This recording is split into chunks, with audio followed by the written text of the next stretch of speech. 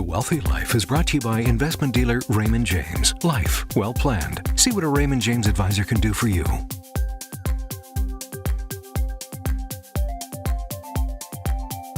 We're back, and with us today is Brigeeta Richdale, a lawyer who specializes in dealing with financial fraud. Wow, Brigeeta, welcome to the show. Thank you. It's great to be here. How did you get interested in dealing with fraud cases?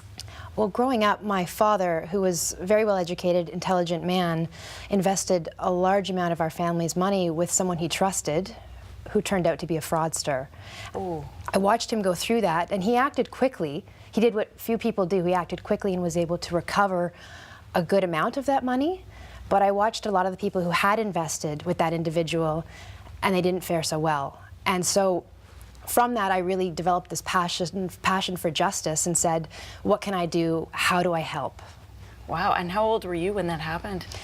Just a teenager. So I was able to really watch firsthand what was going on and the sleepless nights and the fear that went along with it. And what was it like in your household when that was going on? What was the mood? Stressful, and just the tension was incredible. And my father was tremendous and did the right thing, but a lot of it was luck that he knew to do the right thing, because people just don't know what they need to do when they encounter a fraudster. And you just feel so violated or stupid or you should have known better, and that's not the case. I guess a lot of these fraudsters, they know what to do. They're clever. That's right. This is it. They're often very gifted salespeople. They're very intelligent, and they know to prey on trust, and they know how to build those relationships. And is it just for the wealthy that are targeted, or is anybody targeted? If what we see if we look at the numbers of who these victims are, more than 30% of victims are being targeted for less than $1,000. Another 30% for less than $5,000. You do not need to be wealthy to be a target for fraud. Now, do anyone actually go for these letters? I just got an email the other day from Nigeria or somewhere, and please help me, my family, we have no money, we're trying to come. You lend me $250,000 and I'll pay you back. And do people actually go for that? Well, we're seeing scams are becoming more and more sophisticated. Fraudsters are starting to learn how to target people. Some of those, the letters you're referring to, sometimes they come addressed with a name now. Sometimes we're seeing these scams become so much more sophisticated because fraudsters are more sophisticated. They're using the tools at their disposal to really target people specifically, prey on facts about them, and then use that to their advantage. We're seeing adults over 50 especially being targeted because these individuals are in a unique position where they're pre-retirement, preparing for the retirement, often caring for and supporting financially dependent children, at the same time caring for aging parents. Fraudsters can tap into that and prey on that.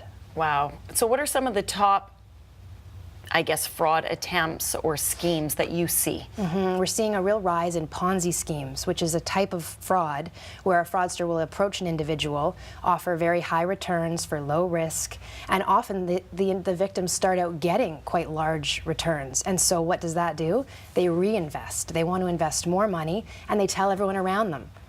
That's really dangerous because when you're hearing great news and people are receiving these large returns, people get excited. They think this is really great. It's real. Like it's real. They maybe had their doubts at the beginning. Right. Sounds too good to be true. Maybe is. Right. Usually is.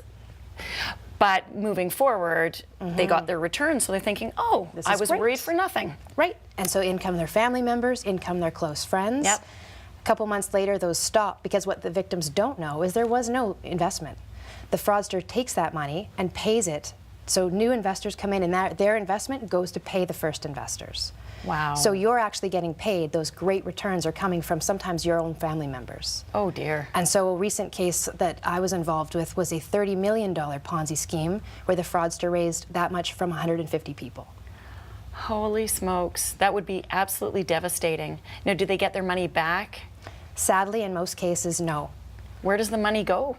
Oftentimes in Ponzi schemes, it goes to pay the next people. So the first couple investors or tiers of investors often will get some money back. Yeah. A lot of times the money goes offshore. The crooks just take it, they hide it, it's gone. It's gone. There's and so, no recovering. Exactly. Without the knowledge to act quickly and where to go, that money is very hard to recover. So what are some common ways that a fraudster may approach someone? Oftentimes we're seeing what we call affinity fraud, which is a fraudster will tap into a group, a seniors home, a community group, religious groups, running clubs we've seen, where a fraudster will infiltrate a group.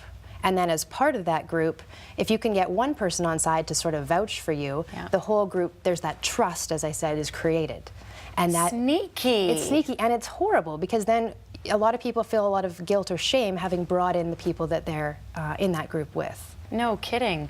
So is there tips to spot who's the fraudster in the team? I mean, I can't imagine thinking I'm doing something healthy, I'm going to join a running club, and all of a sudden there's this fraudster who sneaks their way in. What are some of the signs to watch for? What we see common among fraudsters is a promise of a very high return. And I'm talking astronomically high. I've seen as high as 92% a year.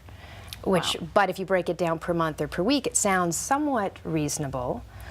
So high returns with very little or very low risk, sometimes no risk. Wow. And then on top of that, oftentimes people are being told it's confidential information, it's top secret information, you can't share it. And it's definitely time pressured. You don't have time to get a second opinion. You don't have time to run it by an investment advisor if you've got one.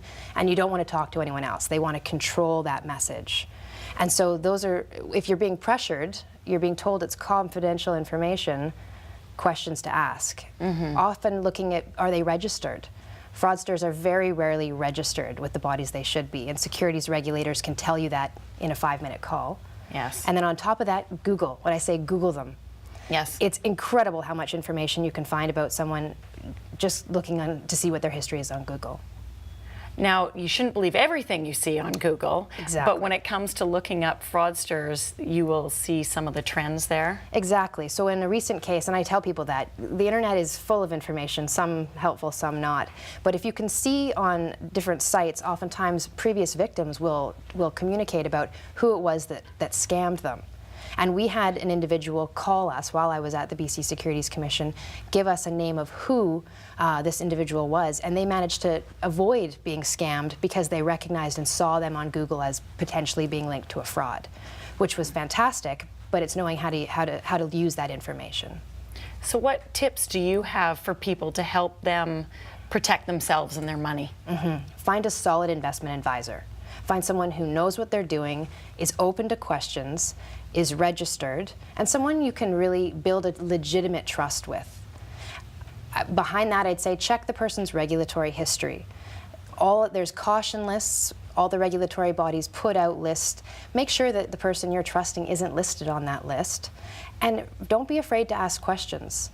And I think above anything else, trust your gut. I can't tell you how many times I've had someone say, I had a funny feeling about it. I just thought it was too good to be true. Trust that instinct. That won't lead you astray. Well, Brigeeta, that's been fantastic advice. I think my takeaway for everyone is really trust your gut. And if it sounds too good to be true, it probably is.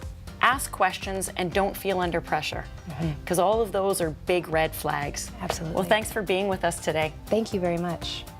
When we return, learn what you should include in your will and what happens if you're not prepared.